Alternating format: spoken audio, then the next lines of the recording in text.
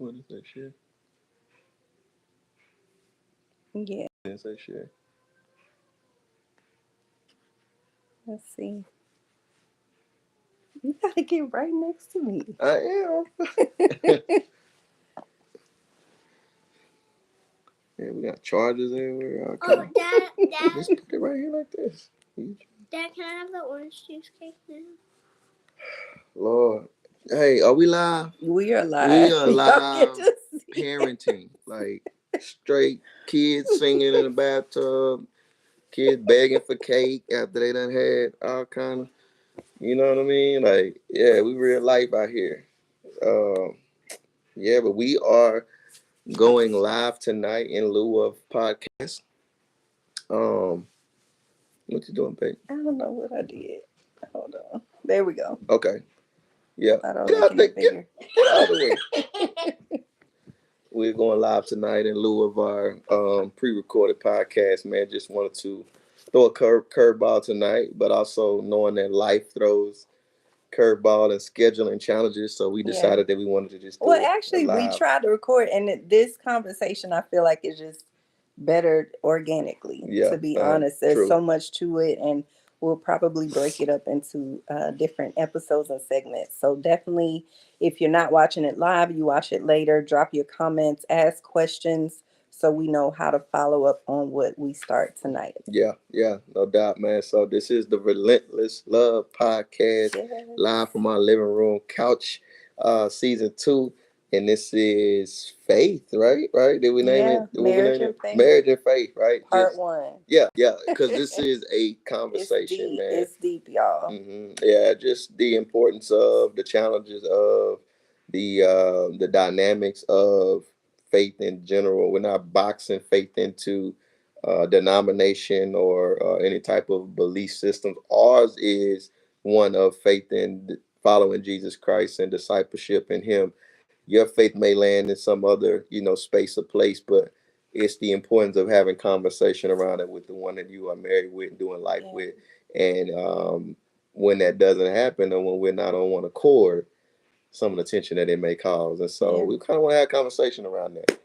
Yeah. I think we wanted to start with just kind of giving a backdrop of our individual, experiences and backgrounds with faith. I grew up in a very rigid, religious, dogmatic experience. So, you know, who wants that? So I ran from it for a long time until my early 20s, 2 years before I met Brock. But how it shaped me, I leaned toward being more legalistic, more self righteous, feeling like I had to work and earn and achieve in order to feel connected. I had a skewed perspective of God, probably saw him as this, far away, distant, heavy handed deity, not a personal, connected, like relational, tender, gentle father that he really is and that I've grown to know. And when I met Brock, it was right after discovering that I could have this personal relationship with Jesus. And I chased hard after that. And it was healing for me. I found myself, I found my purpose through my relationship with Jesus Christ. It healed me from a lot of past things that helped me to be ready to be married, especially that young. I was Mm-hmm. like, what, 23, 24. Mm-hmm. Mm-hmm. But I had kind of dove so deep into it that we'll get to this later. But when we got married, I was just very passionate, very zealous, on fire, like ready to go wherever God would send me. Right. And then my husband wasn't quite there. So I let him kind of share his experience so that we can understand the context of this tension that is very common in marriage. Right. Yeah. So my childhood and interaction with faith was one of occasional church, attendance. But my mother always had, a strong relationship with God in her own way. It wasn't religious. It wasn't filled with Sunday Bible studies at home, this and that. It was more of an organic, just man, God is good. God provides for our family. just an encouragement of me to, man, one day you're gonna have to trust God for how your life plans out, and that mom and dad may not always be there. But there was also this, when her schedule permitted, we would attend church, and it was just information. Mm-hmm. It wasn't necessarily something that just really resonated with me in my heart and made me really just thirst for faith and religious activity. It was more so like, man, that's interesting. Man, I'm just discerning how people act in church, how people behave in church, right? Like people sing songs, and then there's a guy that gives this message about God and Jesus, and okay, right? I think as a teenager, something touched me a bit, and I responded. I felt something a little different, but it wasn't this just like I'm a church kid. I Yeah. got youth group, and I got all that stuff was new information to me when I got to be a young adult in my early 20s, and really got to like kind of like take my faith serious. Like youth group, like, oh, kids meet on Wednesdays and kind of connecting, Yeah. and there's Bible studies and there's all this other stuff. Like, what is this? This is new. Right. So it was just really like a new thing to me in terms of taking faith seriously versus it being an afterthought. Mm-hmm. And so, in context of me having that experience as a kid and then meeting you at a point to where I kind of want to take it serious now. I wasn't as where you were with you already like, yeah, I'm just fully locked in. I was kind of like, okay, I think now is a good time for me to maybe put this at the forefront of my life. Yeah. Right. And so that was like my context of what faith was for me and what it was as I was leaning into, man, I think I found my wife. I think this is Right. something different. That's where I was landing my plane when we was like, let's Yeah. get married. Yeah, and when we met, I know you reference often like we worked together. That's initially how we met. Hmm. And I would have my Bible out. Like I was just so hungry Yeah, I was like, to she know. taking this thing serious. Like, I don't think I met anybody else that Yeah, took this serious like that. Like, I knew people that was like, yeah, I love God, this and that, right? But I yeah. was like, you taking it serious, bro. You got Yeah. Well, Bible it out was and real. real because there were points, I don't know how much of my story I've shared, but, being homeless, living out of my car, experiencing Hurricane Katrina, like losing almost everything. And I was so independent before that. So I grew to be so dependent on God and hungry for that. Like I Hmm. needed it. Right. Um, And when I say you taking it serious, I didn't take that as a negative. right. So I'm not even saying that you taking this serious like you was a weirdo or something. I was like, yo, this is dope. Right. Like, look at her. She fine, beautiful, pretty, like got things she's pursuing, and she taking God serious. Yeah. Like and it ain't just some like fabricated, Right. fake Christian type Well, stuff. It I was like, shared that because I know there are a lot of wives and even sometimes husbands that they feel hopeless like, man, I'm on fire and I just want my spouse to be on the same page with me, pursue this with me, and when we get to the end of it, like I want them to know that there is hope even though you might feel mm-hmm, discouraged, you might feel alone, you might feel frustrated, you might feel like you're not being covered, like all of these feelings, like there is hope. So though I may have been farther along, I was even considered a leader in the churches that I served very young. And when we got married, we were both very active. So I want to say that too. Like we had a lot going on mm-hmm. in our marriage, feeling like roommates, a lot of tension, but yet we were still going to church every Sunday. We were serving faithfully. Like, Well, don't get too far ahead because I want to paint the context to some of that. well, You my kind of bad. jumping ahead with something like, hey, hold on, baby, chill. You know what I'm saying? I was just playing. I want them to understand the dynamic of the fact that and just because we're not preaching at you, we're talking from Yeah, experience. We didn't sit down and have a heart to heart of a like faith conversation right, prior to getting married. right. We just kind of had I guess, assumption and discernment, like, oh, you believe. I see you got your Bible out, man. You Yeah, believe. You really believe God. You would trust God. And I was yeah, more we're so on the like, same I page. was more so. You just evaluated that I was seeking, that I was Mm-hmm. like seeking to insert faith seriously in my life. But we didn't sit down over breakfast or lunch or something and be like, so tell me, what do you believe about this or that, or how important is faith to you, Right. and what do you see God doing for you and your future, and Yeah. which way are you? We didn't do that, and I think that was a step that we could have taken, Mm-hmm. that would have had prevented some contention later when we got married versus us just making assumptions and not really being aware that that's a healthy conversation to have. Right. It's not that you're going to dismiss anybody. It's just, can we talk about it Yeah. first? You know what I mean? To know where you're at. Right. Because that, it matters. Yeah. But if y'all know our story, we could barely talk about we can we talk about couldn't it. talk about food at Taco Cabana. Yeah, So yeah. We how was we out going of there. and that's the reality when you struggle to communicate and connect emotionally, then it's only to be expected that how are you going to pray together? How are you going to talk about deep things, right? Because there's this, you have to get rid of the tension and the wall, and the negative assumptions and beliefs that you Right. have. And we had a lot of them. I We think there did. was expectations that we Right. didn't get to, that we just assumed were going to be met. There was even contention and competition and insecurity and Yeah. just control and Yeah. all kind of things that played a role simply because we didn't really just talk well Hmm. prior to getting in the full mix of being married and trying to build a life together. Right. And so that marriage and faith are the importance of that. It's just really a conversation of, can we talk about it? Are Right. we, like you said yesterday, are we equally yoked? This turn that goes, are we equally yoked?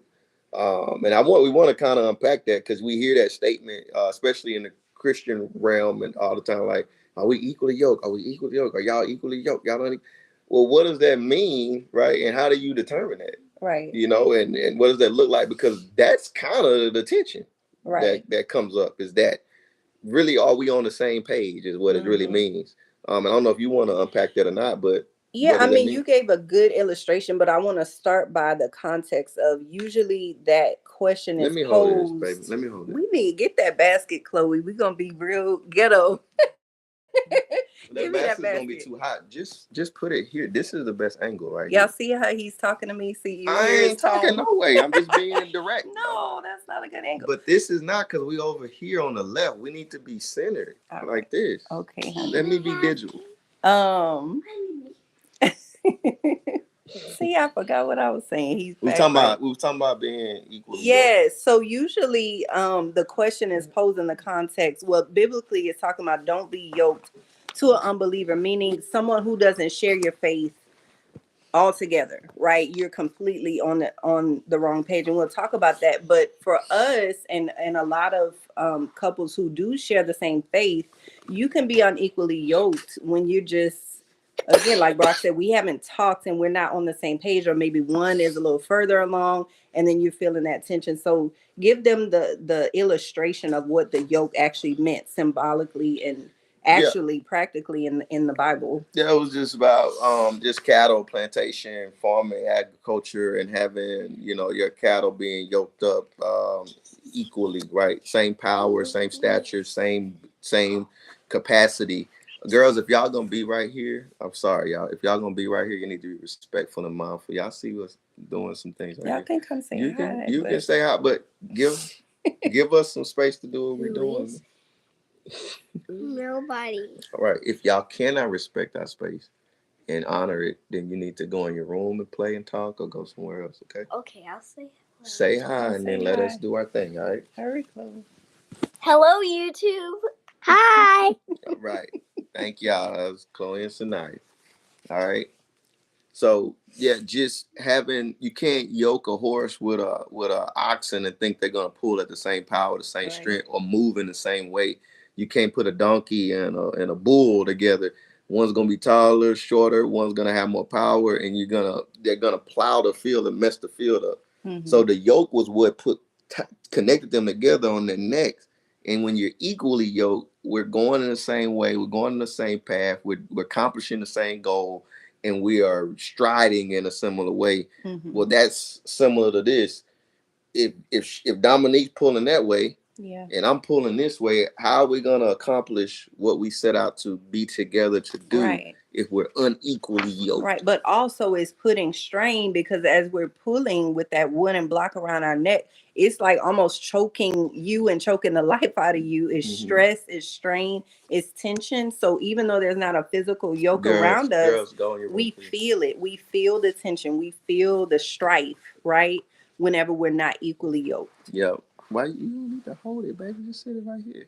There you go.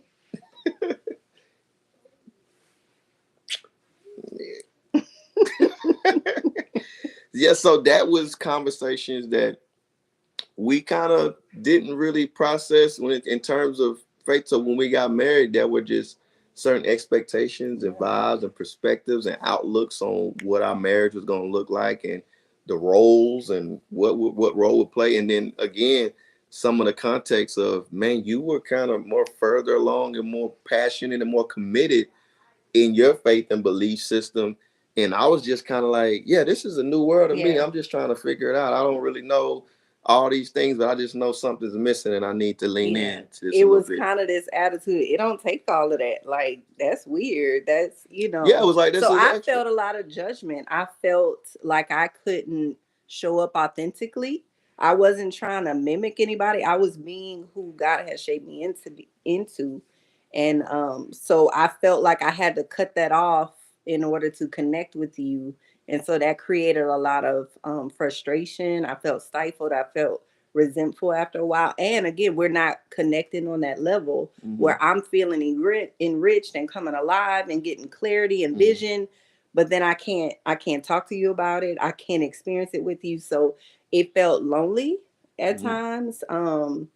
And I'll be honest, I remember after we reconciled, y'all go back and listen to our story. When we reconciled, that was the one point where I actually contemplated divorce because I was like, listen, God is just showing me so many things and I'm ready to obey. I don't want to have to say no to God, to honor my husband. And God, I had to wrestle with God over that because he was Mm-hmm. like, no, I want you Mm-hmm. to honor your husband and wait on your husband. And so he really dealt with me and Mm-hmm. humbled me through that. And that was even after like our broken season of being separated.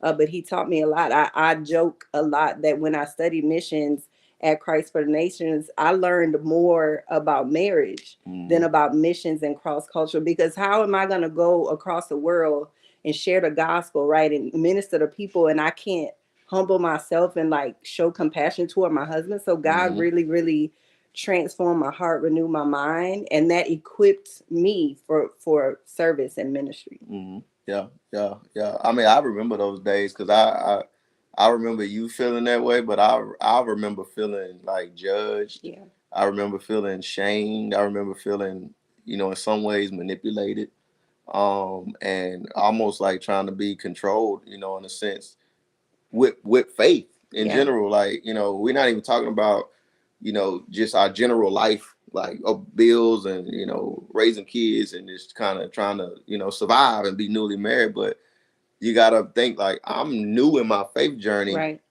and I'm feeling pressure from the one closest to me to just become this superhero in the faith. All of a sudden, it's like, Yeah. well, no, I'm trying to organically find my footing, find my way, take my path, right, and find faith for me, Right. not your faith and what you had zeal and passion and like you were on fire for. And I was like, I'm trying to find mine, and what you're doing and expect for me to do, I'm not there yet, Right. right? And But to be clear, there wasn't like a verbal pressure. It wasn't an outward pressure, it was but an it expectation. was an unspoken expectation Right, and right. a disconnect and that divide that you Hmm. felt divide. But notice how we both felt the same things. Yeah, it was just in a different way. I'm Yeah. like, man, well, I'm not there, and I don't want to be forced to be there Right. because I didn't want this to feel weaponized and to feel like I'm being manipulated to be some type of way.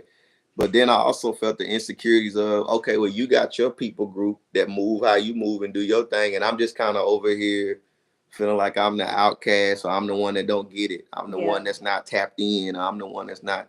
So then that gives me negative beliefs towards, but y'all just, what I mean, y'all just doing y'all own extra stuff. And I'm Right. just over here kind of sitting in the normal space of, I'm just trying to figure it out. Right. And so you're feeling judged and rejected and like you can't be yourself. I'm feeling judged, rejected, and feel like I'm an outcast and I'm the one that's like holding everything back just because I'm not as far along as you. So just look at all the mind games, the insecurities, and the chaos that can Yeah. happen simply because we can't have a healthy, Right. safe conversation around Open, honest. faith Yeah, and that could get have to dispelled all of the confusion, all of the chaos. that And broke guess us what? down. Right, and the enemy just added fuel to Oh that yeah, fire. it's crazy. And so in addition to feeling judged, alone, and all of that, then I felt uncovered. I felt like I wasn't protected. So then I was harboring bitterness and Hmm. resentment towards you because you not stepping up, and You're you not, yeah, you're not being the and God spiritual is leader. like, You're not being all chill, I got you. Trust me with you. Trust me with your son. Trust me with your that. marriage. And trust me with your husband that I can lead him. Yeah. And this, for those tuning in, I'm sure if faith in any way, again, we're not talking about what you put your faith in. It's just your belief system where you're Yeah. trying. If you don't have healthy conversation and you're not at least somewhat synced up of your perspective of it, it is a recipe for conflict alongside how are we paying bills, what job are we going to Right. do, how are we going to raise our kids, which direction are we going in. Well, you're growing and going this way and I just don't really want to go that way. It just muddies up everything, and the faith aspect is a central part of every human being in here, right? And this thing for us following Jesus and being a disciple of Jesus, we both love God, Right. but we in our own house Right. at each other's like feeling like, man, I'm just Yeah. Arguing on the way to church. Judge Shane. Now we going to like going to church, worshiping, crying because I'm worshiping and passionate about worshiping because I'm just having arguments with my wife over simple things like Right. feeling like I'm not measuring up as a man spiritually because I'm not on the level that she's at, and Yeah. then feeling that rejection, and then you doing the same, and it just created so many dynamics that really fueled and amplified other small arguments, I think, Mm-hmm. and it affected our marriage to the point to where we ended up where we were. Like, I need out. Yeah. I need out. You know. So I don't know if you want to unpack just maybe like some particular points of like spiritual leadership and like expectation of headship and all that, or do you want to maybe wait a little bit on I that? what I kind of want to do is look at, okay, what do you do when one, or what can you watch out for when one spouse might be stronger than the other, right? So that you're not dominating, and I how see you somebody was can, thumbing up early. I don't know who's yeah, on. I drop something in appreciate the you chat. for thumbing up. I saw the bubbles popping up, but if you're there and you want to chat, put something in the Yeah, feel chat. free to ask questions, drop some feedback. We appreciate you connecting. But I do want to talk about that, the both sides of that, when you're not feeling equally yoked, right? And the danger of dominating the other spouse or putting pressure on them, how that can harm the relationship and even your spouse's personal relationship Yeah. Well, I with definitely felt God. that. I definitely felt that. Like I didn't know enough. I Mm-hmm. wasn't further along enough. Maybe I wasn't passionate and expressive enough, or feeling that measurement of, man, they're crying and worshiping loud and doing this, or they're reading more than me and they're doing things, and I'm just kind of like, I'm just here trying to figure it out. Then I don't feel like I'm measuring up or meeting the standard or the Right. metric, and it creates one a competitive perspective, like, okay, well, this is a competition of Right. who's more holy and who's more connected to God and who. But as a man, it can create, as a man who's a leader, and not like a man who's, I don't want to say docile, or a man who's passive, but as a man who is a leader, to feel like, well, am I leading appropriately? Am I really, taking a helm and taking my family to where it need to Right. be? Am I not? Is there something wrong with me? Or like, am I a bad guy? Am I evil? Am I insecure? Like all these things, it's a mental game. And it's simply because maybe one person's further along than the other in something that is faith based. Yeah. It's spiritual. You can't touch it or you can't quantify it, Right. right? But it's just a discernment of, man, there's an expectation for me to be Right. up here and I ain't there yet. And then if I'm not there, I kind of feel judged and scared. And it can make you just want to shrink back and be like, Right. man, I ain't gonna never be enough anyway, man. I ain't never Right. gonna be there. So let me just chill because, Right. and you combine that with all kind of other conversations where it may be harsh or cut or nick here and there. You can throw your hands up all together as a person and be like, man, just forget all this church stuff. Like, Right. I'm gonna do my thing. And that's a battle Yeah. in a lot of homes, but it was a battle in our home Yeah. for me as a man. And I had a knowing in my heart I actually needed to do better, Hmm. But right? I wasn't affirming you. Like, I was so focused on what you weren't doing, both spiritually and otherwise, because we Mm, weren't emotionally connected either. But I was so focused on that I wasn't appreciating the effort. I wasn't verbally affirming you and building you up like, man, I do appreciate that you going to church with me, that you are serving. I love that you're worshiping, you're trying to tap into your gifts. I wasn't doing that so that you would, arise and step up. You were shrinking back because I didn't say anything. hmm And again, just to point to what she's saying, I knew I needed to do better. That's why I was doing all that stuff. Right. Like my whole life changed. Like quick, I was like, and this is something I want to hit on, but we may hit it on part two. But when I made the decision to flip the switch, I was like, I'm finna change everything. I'm finna Right. stop smoking, stop drinking, stop cussing, stop clubbing. I'm finna go to church. I'm finna be at Bible study. I'm gonna show up to church on Sunday. I'm gonna join whatever. Cause I want to be in. Yeah. Right. And in doing that, I'm like, hey, look at me. Yeah. Look You what were I'm doing. performing. I'm performing, but look at me. Give me some kudos. And it's not. This is not me saying that you're to blame, but I didn't feel like I was getting the cool. I still felt like, well, that ain't enough. Right. That ain't enough. That ain't enough. You need to do more. And it was like, well, I'm trying to do as much as I can right now, as best as I can. Yeah. And again, this is because we never really sat down and had healthy, safe conversation around, man, what is faith to us? What is it Yeah. to you? Where are you at? Where are we going? What are we doing? It was just all a head game, mind game, heart game, and assumption game, and a expectation game Right. that led to us having misunderstanding Right. about this important thing called faith in our marriage and where we both see ourselves in Yeah. that. And I want to clarify, there's nothing wrong. There is an expectation for a husband to Yeah. be a spiritual leader. Mm-hmm. The issue is, where's your heart though? Like, Mm-hmm. checking your heart. Am I resentful? Am I angry at you? Am I criticizing you? Am I looking down at you because you're not doing it? Am I beating you down with my words? Mm-hmm. Right? Saying, why don't you do this? Nagging you about it. Mm-hmm. And for me, I wasn't doing that, but in my heart there was some contempt. And I just remember God saying, like, taking me to, I think it's Second Peter, like, a wife, through her actions, her grace, her love and compassion, you can win your husband over without a word. Like, your Mm-hmm. actions speak louder than your words. And that goes for both a husband and a wife. Like, you loving them and demonstrating the grace of God, modeling that, that's what's going to win them over. The kindness of God that leads somebody to change their mind and change their way of thinking about it. Mm-hmm. That's what it is. Not your words, not being critical. Right, right, yeah, and just the safety to take the journey, Right. just providing a safe space for each person to take their journey without, again, quantifying, measuring, Comparing. Yeah. comparing, or having an unrealistic expectation that you supposed to be here, and if you're not here, then Right. our whole world gonna fall apart. Okay, now this is getting into a deeper thing of like, who's the security and safety net of the marriage? Exactly. Is it the man and his faith, or is it God? Right. Is it that me and I hold our whole destiny in Right. my hands, or is it that God Right. holds me and your destiny in our hand, and He's in control, and He's the one that's gonna build me into who I am Yeah. the same way He's gonna build you. I can't manipulate or control that. Right. I can just provide a safe place and be a safe influence Yeah.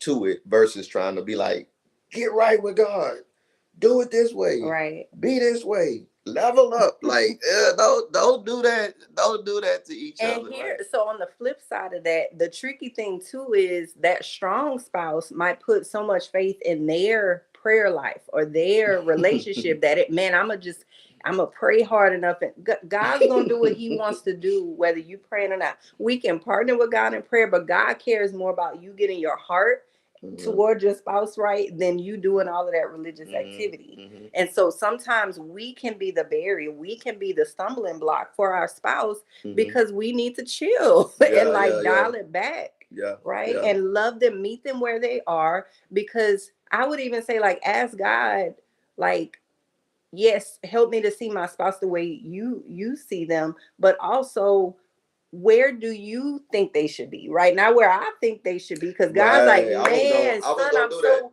proud of you, Yeah. because we don't know where Yeah. they've come from. We may know parts of their story, but we don't know how much they've overcome. And I'll say Mm-hmm. this, most of the time when a person, husband or wife, doesn't matter, is stuck or struggling in their relationship spiritually, it's because they've been hurt or wounded Yeah. at home or at church. And so you're just adding to that hurt and that deep wound with your stuff. So you're Mm-hmm. well meaning, but you don't want to be a part of the problem. Right. Right. No, I agree. And again, it goes back to the safety of being able to have that conversation. Imagine being able to have a safe conversation before you got married or in the early years of your marriage or wherever you find yourself, were you able to be like, man, can I tell you about, man, when I was at church and I got hurt by Yeah. this person or that person, or I heard a message that was just really scarred me, and man, it just Right. really, and that's why I'm a little hesitant. But if Right. there was never just genuine safety of not being judged or Yeah. rejected or compared to some, to where you can say that, it's just gonna be stuff down. And then Right. you might never know why a person is kind of a little bit more hesitant or resistant to stepping into faith and reading the word or reading whatever faith system that you're in and exploring it. Y'all never really had a safe place to talk about it in the first place. Right. And so you running strong, the other person not, and you don't know why they're not running strong, because they never been able to confide in you and say what they wanted to say Yeah. out of fear of rejection Right. or being judged or shamed, right? And it's like, man, can we just talk, Right. right? And there's ebbs and flows to it too. There's season where you might be running strong faith, and then Right. there might be a season where you may fall from grace, or you That's may just right. get weak and tired, and you need this person to be Yeah. gracious and kind and welcoming and not judgmental to you, Right. but maybe for them to kind of rise up a little bit. And it's kind of just this flow of complementary faith. It may not always be we just equally revved up. Yeah. We got to give space for people to grow and organically be Right. who God wants them to be in that season. Yeah, and Right. we can't get caught up on what the outward expressions are, right? Because God looks at the heart, right, Mm. and the intentions of the heart, not just the out. Because it's a lot of people doing a lot of outward stuff, Boy, and say that yeah, again. What? and God's like, I don't even know you. Like, who are you? Mm. Right? And Come on. so we have to be careful of that, especially if we grew up in a denomination or a certain Mm-hmm. faith perspective where it's very Based legalistic and works and right, works like based. yeah. That be just be mindful of that. Yeah. Take your journey, take your self discovery journey, but just be mindful. It's not performance based. Yeah. This is not performance. It's just, am I open to learning more, to growing more, and wherever you're investigating your faith and your belief, because we all got faith. We're gonna put faith in something, right? We're gonna put faith in ourselves. We're gonna put faith in science. We're gonna put faith in money. We're gonna put faith in whatever you may Right. land, right? Am I safe to just explore it and see what it is, right? We just are people of faith in Jesus Christ is the way, Mm-hmm. the truth, and the life, and that He's the model, He's the example, He's the Son of God, and we follow Him. Yeah. Gave us the access. It's an evolution and a journey of learning more about who we are in Him, and that may look like you sprinting right now, and I'm Right. jogging, and then maybe you come down from a sprint to, man, I'm just kind of walking, Right. and then now I'm sprinting, and then we kind of go ebb and Yeah. flow. We can't put No, we expectations and can't. unrealistic. And when I got out of the way and truly let go of trying to control, even though it was inward, but when I was like, God, listen, you got this. I'm trusting you with my husband. Man, you began to blossom and you grew so quickly and deeply in the Lord. It wasn't, I mean, it was so much that he unlocked, but I had to just take my hands off of it. And that's Mm-hmm. what I would encourage, a spouse that's staying in it. It could have been decades, years. Ask God, what am I the stumbling block? And what can I do to help water my spouse? But I do want to speak to that other side, for the husbands, when husbands don't step up and that stress and strain it can put on a wife. Yeah, I was gonna say that too. In lieu of all that we talked about tonight, there is a responsibility Yeah. in our belief system, and I think God created marriage. Marriage is spiritual. It's physical. It's emotional. It's all the other O's, right? But it's spiritual too. We can't just simply be married, have sex, and have kids, and build a home, and do all that, and ignore the fact that there's a spiritual and soul component to us connecting. And if I as a man ignore that part of me for whatever reason that we can justify it or excuse it, we're neglecting the health of our relationship here, our kids, our future, and it's to the detriment and effect of your well-being and my kids' well-being. For whatever reason that we may downplay it and be like, I'm not really like that. I don't really understand. I'm not into all that. We can say whatever we want to say. But if we neglect our spiritual health, it affects us and everything around us. Yeah. So we do have a responsibility to level up, to grow up, to mature, to learn. If we can learn how to make money, if we can learn how to do all these other things, we have the mental and emotional wherewithal and physical wherewithal to go somewhere, pick up a resource, and say, I would love to get more understanding about this. Right. We have to take ownership of that. Right. And we have to put our, I won't say excuses, put our justifications on the table and say, is that really real or is that an excuse? Right. We all got to do it. But for men, we need to do it because we're accountable. That's right. For our marriage and for our well-being, the well-being of our home. And so I had to kind of take in consideration some of her expectations, however they came off. Maybe the way they came off might have been not, but in reality, a lot of it was actually real, right? And there were real desires, and it wasn't malicious desires. You desire better for me and for us. It just was perceived, and we didn't communicate well enough. But they were legitimate desires that were for the well-being of both of us. Right. And I just had to get to a place where I wanted it as well, and God got me there. But that's a legitimate expectation, because if as a husband, if you don't, then it almost puts the pressure on the wife to overcompensate, to step in and take on a burden that really it's not hers to carry. And again, it creates that resentment, but it also is not setting the right model and example for the kids. Right. But that's the story. I know you were saying it was the praying mama and the praying grandma. Oh it's the for Black culture, right? I can only speak for Black culture because I'm not white and I'm not Hispanic and I'm not Asian or anything like that. I'm me. We always hear, man, I had a praying mama. Man, I had a praying grandmother. Man, my grandmother took me to church. My mama took me to church. And these are realities, right? These are realities. It's my reality too. Man, what about the stories of the praying daddy, the praying granddaddy, the praying uncle, the praying that was present and that was an example of a man who's a real man. When I say real, I mean a genuine man, comfortable in his own skin, but confident in his spirituality too. And it's not overly religious. It's not overly like, it's just like, hey man, get your spirit right, man. Pray for your family, man. Tender, learn and grow and like be like, man, what about that? Right. That's missing a lot of times because it's strategic. Yeah. If we can get the men to be spiritually weak, spiritual Pee Wee Herman, I used to say that spiritual Pee Wee Hermans, no judgment on Pee Wee Herman, but spiritually anorexic. Right. You strong physically, you got a lot of money, you smart, but your spirit is just like anorexic. Man, I can come in and strong arm that man out the way and just spiritually attack the woman and the kids and just disrupt the family. Now it's chaos everywhere. Right. And we wondering why these families are breaking apart when they got all the tangible riches and homes and cars and entrepreneurship and businesses, but the family's tore up. Right.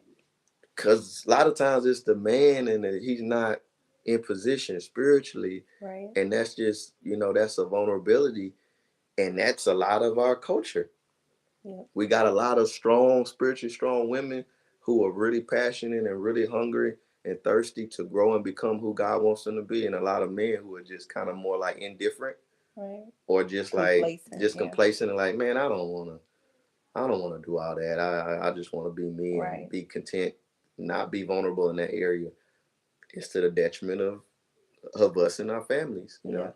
Yeah, but it's a perfect time of year to get it right. Jesus is the reason for the season. So if you don't know him, learn about him. He's not what most people think about him. Facts, He's facts. a cool guy. Yeah. And man, if you get to know him, he'll transform your life and most certainly your marriage, Mm-hmm. because a husband really can't know how to love his wife until he understands how Christ loved the church and gave his life. So Mm-hmm. No, yeah, I agree, man. I agree. Have healthy conversations yeah, about it. Me and Dominique are still, we're 16 years in, we're still learning how to yep, do some of these things. So we're not sitting here preaching at y'all like we got it all together. We still struggle to crack the word open and study together and to together, pray yeah, together and to worship together and on our own.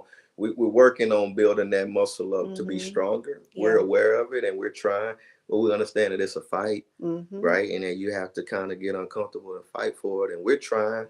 We yeah, just want to encourage y'all to try as well and to just have those safe conversations and create a safe space for both of you to grow in an area that's important, but a lot of times either neglected, misunderstood, or shied away from. yeah, It will bless your marriage if you become equally yoked yes. and have a center of gravity to go the same direction, right? Yes. And if you struggle with having the conversation, or there's just been a lot of wounds and you can't even communicate or connect emotionally, man, we love to get in a fight with you, help you, whether through mediation or coaching. That's what we're here for. So definitely reach out, set up a free discovery call, tune into our webinar in January. But Yeah. that's what we're here for. You don't have to go through it alone. And this time of year can be hard. So Facts, facts, facts, man. Yeah, don't suffer silently. mm, reach out to us, man. We love y'all, man. But we want to tap in live tonight. I saw a lot of Do it a hearts, a little lot of different. people chiming in. I don't know if we have any comments there, but Yeah. feel free to comment if you watch this back later, or if anything stood out to you what we talked about. Put it in the chat. Hit the Yes. like, subscribe button. Share this with somebody that need to hear it. We're gonna try to Yes. share it on our page. But until next week, next time, we love y'all. This is the Yes. Relentless Love Podcast. Signing off. Peace. Bye.